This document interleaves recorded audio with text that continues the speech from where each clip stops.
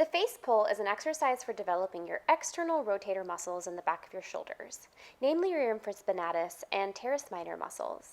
For this exercise, you will need a resistance band with handles that you can secure on a door or other sturdy surface. First, secure your resistance band high above the level of your head. Grab either end of the resistance band just above the handles, with the handles coming out from your fist on the side of your thumb. Now step back a few steps to bring tension into the band, and extend your arms up overhead at a 45-degree angle. Position your hands so that the thumb side of your fist is facing back behind you. Now stagger your feet with one leg forward and one leg back for stability. Stand with your shoulders down away from your ears and keep your chest pushed forward throughout this exercise.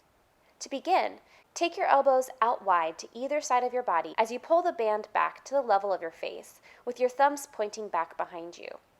Stop with your hands to either side of your ears, then extend your arms back to the starting position. You should feel the muscles working along the back of your shoulders as you pull the band back. Back and forward to the starting position is 1 repetition. Continue for the recommended number of repetitions in your training program.